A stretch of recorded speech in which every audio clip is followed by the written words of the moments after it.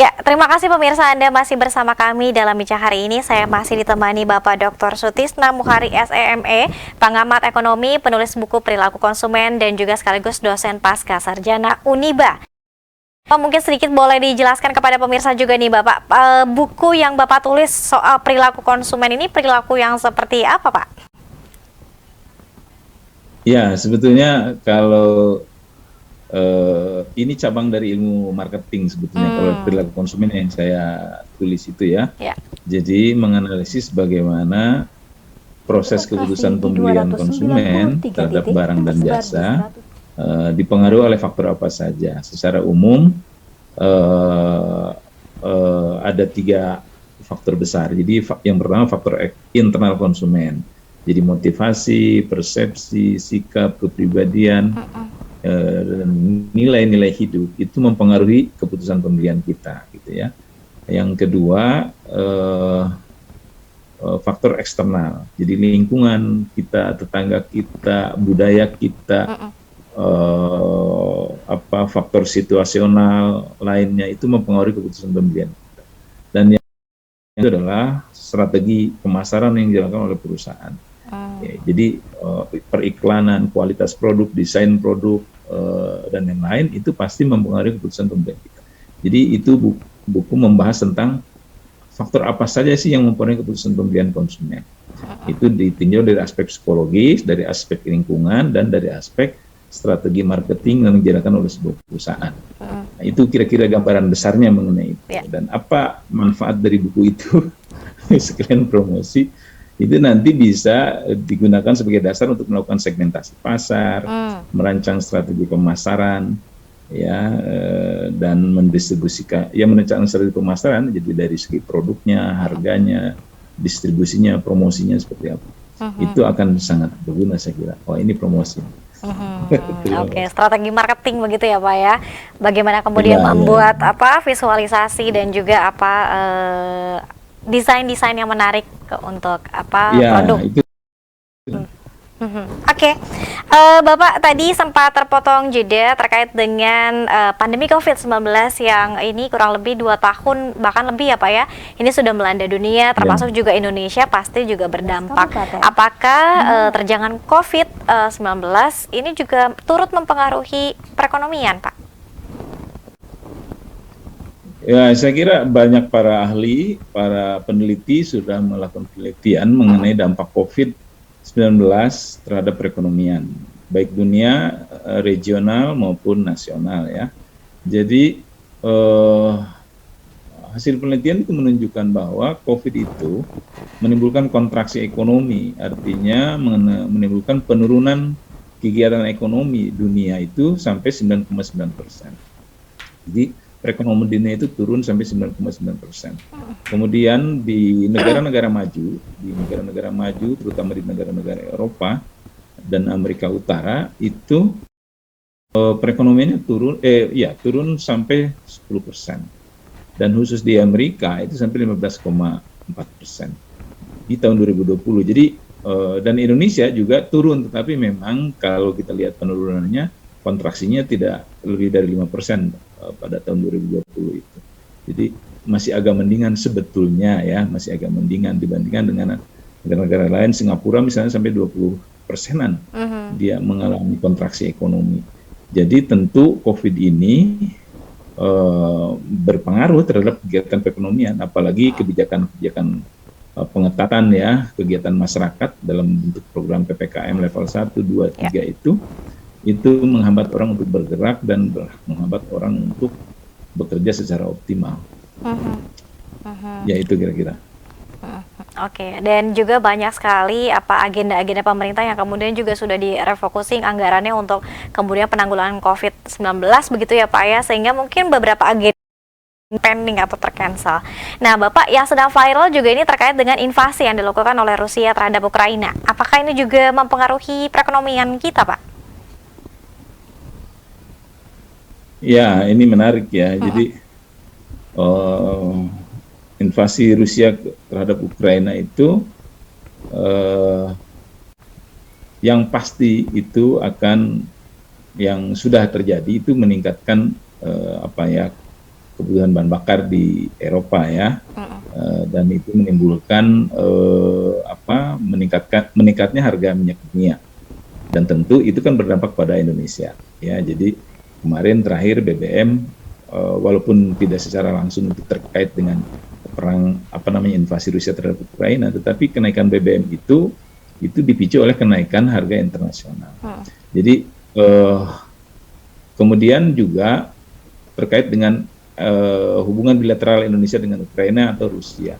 Jadi kalau banyak melakukan impor dari Rusia dan Ukraina untuk barang-barang tertentu, itu akan mengganggu akan mengganggu pasokan ya dari mereka. Misalnya impor gandum dari Ukraina kita termasuk tinggi. Impor gandum dari Ukraina Indonesia termasuk tinggi. Dengan perang seperti ini antara Rusia dan Ukraina itu, maka pasti pasokan gandum dari Ukraina akan berkurang, dan tentu impor Indonesia akan mengalihkan ke negara lain karena negara lain juga masih panik. Jadi mungkin sampai saat ini dampaknya tidak terlalu terasa ya bagi ekonomi Indonesia. Cuman kalau dampak terhadap peningkatan harga BBM karena harga BBM internasional meningkat itu terlihat nyata lah, terutama untuk BBM non subsidi. Oke, apalagi kalau misalnya ini berlarut-larut bisa jadi terus naik begitu ya Pak ya, barangkali. Oke, nah Pak, apa kemudian yang harus pemerintah untuk menstabilkan harga? Kalau misalnya kita boleh sedikit flashback, ini biasanya kenaikan harga ini memang seringnya sih terjadi mendekati bulan Ramadan begitu ya Pak ya, bulan puasa kemudian bulan Ramadan. Ya, betul. Ya, bagaimana Pak yang harus dilakukan oleh pemerintah? Ya, jadi pertama kita harus lihat bahwa kenaikan harga itu kan dipicu oleh suplai yang berkurang. Jadi kebijakan pemerintah yang harus dilakukan adalah mendorong agar suplai barang dan jasa itu meningkat atau tersedia sehingga bisa memenuhi permintaan konsumen, ya kan? Nah, di dalam kondisi barang suplai yang berkurang, apa yang harus dilakukan oleh pemerintah? Dia harus melakukan intervensi, ya intervensi berupa kebijakan, misalnya kalau pasokan dalam negeri berkurang, misalnya untuk bawang misalnya ya, bawang putih. Kalau bawang putih kan 90% kita masih impor. Jadi karena pasokan dalam negeri yang masih berkurang. Nah, kalau misalnya pasokan dalam negeri berkurang dan harga meningkat, maka pemerintah harus melakukan impor, tentu saja. Dan itu sudah dilakukan oleh pemerintah dan banyak dikritik oleh masyarakat, terutama impor terjadi ketika di dalam negeri panen, misalnya begitu ya. Jadi ini banyak juga dikritik oleh masyarakat. Tetapi intinya kebijakan pemerintah itu dia harus mengintervensi agar suplai barang itu tersedia.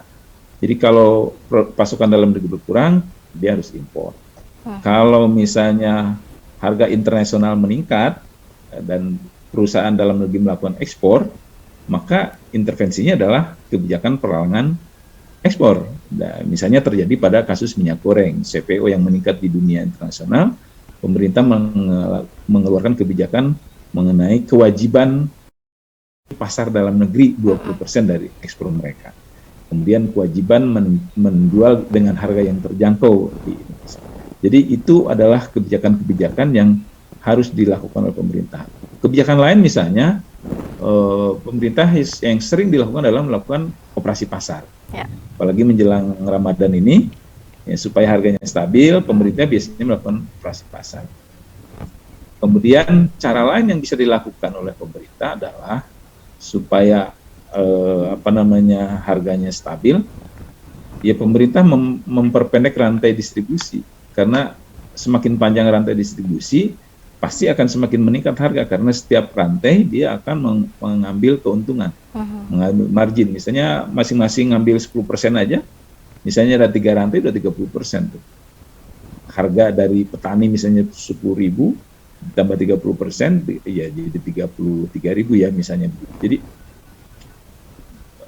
jadi 9.000 harganya. Jadi memperpendek rantai distribusi seperti yang dilakukan oleh beberapa pemerintah daerah, dia langsung menghubungi ke petaninya, melakukan kontrak kerja dengan para petani, para kelompok tani untuk memasok kebutuhan barang di daerahnya, seperti itu. Itu adalah langkah-langkah kebijakan pemerintah yang bisa menstabilkan harga. Ya. Oke. Nah, Pak, mungkin tadi selain kenaikan harga yang dipicu oleh harga minyak dunia yang tinggi, kemudian invasi Rusia Ukraina secara tidak langsung, pasokan barang yang juga menyusut barangkali ya, Pak ya. Nah, Indonesia kemudian juga punya tugas dan juga PR untuk pemulihan ekonomi pasca pandemi 19. Meskipun memang sih pandemi masih terus berlangsung, namun juga kan angkanya sudah mulai landai-landai begitu ya Pak ya. Apa Pak yang harus dilakukan oleh pemerintah? Berarti ini kerjanya double-double ya Pak ya, atau seperti apa? Ya, jadi tadi disinggung soal rating budget ya. Itu kan sebetulnya salah satu strategi pemerintah untuk memulihkan ekonomi. Jadi semua fokus pada kebijakan pemulihan ekonomi dan penanganan COVID-19. Tetapi secara umum ada dua kebijakan yang harus diambil pemerintah. Yang pertama adalah kebijakan moneter. Jadi kebijakan moneter itu berkaitan dengan kestabilan nilai tukar rupiah, misalnya terhadap mata uang asing, terutama dolar, kemudian tingkat suku bunga ya agar para pengusaha bisa mengakses sumber permodalan dari perbankan. Ya, jadi pelonggaran kredit seperti itu, kemudian juga memberikan grace period, jadi ada masa tenggang untuk tidak mencicil pinjaman misalnya dalam beberapa waktu tertentu, dan itu sudah dilakukan oleh pemerintah. Dan itu adalah berupa kebijakan moneter, jadi kebijakan yang mendorong agar rupiah stabil, jumlah uang yang beredar tidak terlalu banyak dan juga tidak terlalu sedikit, kemudian dunia usaha bisa mengakses permodalan dari perbankan. Nah, itu adalah kebijakan-kebijakan moneter yang dijalankan oleh pemerintah. Nah, persoalannya apakah itu efektif atau tidak, itu kan persoalannya ya. Apakah ini efektif atau tidak, nanti ukurannya adalah apakah ekonomi itu bertumbuh atau tidak. Gitu. Nah, kalau menurut Bank Indonesia, kita ini akan tumbuh di 2022 ini akan tumbuh sekitar 4,9% year on year ya, jadi dari tahun lalu. Kemudian yang kedua adalah kebijakan fiskal. Nah, kebijakan fiskal ini berkaitan dengan bagaimana perusahaan mencari pendapatan dan mendistribusikan pendapatan itu kepada masyarakat, kepada publik ya. Jadi misalnya kebijakan perpajakan ya, sekarang ini pemerintah mau menaikkan PPN jadi 12%, dan itu juga ya itu sebagai upaya untuk menggali pendapatan, dan itu sebetulnya memberatkan juga bagi usaha ya. Tetapi kemudian bagaimana tugas yang berikut dalam kebijakan fiskal adalah bagaimana supaya masyarakat punya penghasilan. Nah itu, jadi punya uang untuk dibelanjakan. Ini yang tugas yang berat saya kira ya. Nah, oleh karena itu kemarin pemerintah meluncurkan BLT masa COVID pandemi yang 600.000 per orang itu, walaupun pada prakteknya banyak penyimpangan-penyimpangan, tetapi secara umum itu akan mendorong berputarnya ekonomi di masyarakat. Karena masyarakat punya uang, dia dibelanjakan, maka ekonomi akan berputar. Kemudian kebijakan lain, misalnya menyediakan lapangan kerja, itu yang tugas berat juga bagi pemerintah. Sekarang banyak sekali pengangguran, PHK dan lain-lain, dan orang tidak punya uang. Kalau tidak punya, apa yang mau bisa Jadi itu ya, jadi kebijakan moneter, kebijakan fiskal, kemudian mendorong masyarakat punya penghasilan. Caranya menyediakan kesempatan kerja. Nah, sementara ini kesempatan kerjanya agak sulit disediakan, maka pemerintah mengeluarkan program BLT tadi kan ya, supaya orang punya, ada prakerja, ada apalagi itulah yang seperti itu. Itu sebetulnya pada dasarnya agar ekonomi itu berputar, orang punya uang untuk berbelanja. Saya kira itu. Baik, ada stimulus yang kemudian diberikan oleh pemerintah meskipun memang tadi ada penyimpangan dan juga mungkin bisa sedikit membantu masyarakat di tengah pandemi COVID-19 begitu ya Pak. Oke Pak, kita harus jeda kembali. Nanti usai jeda kita akan melihat beberapa pertanyaan yang sudah mampir di kanal YouTube Sultan TV Pak. Nanti kita akan bacakan dan nanti dicoba dijawab oleh Bapak Sutisna. Pemirsa tetap bersama kami dalam Bincang hari ini.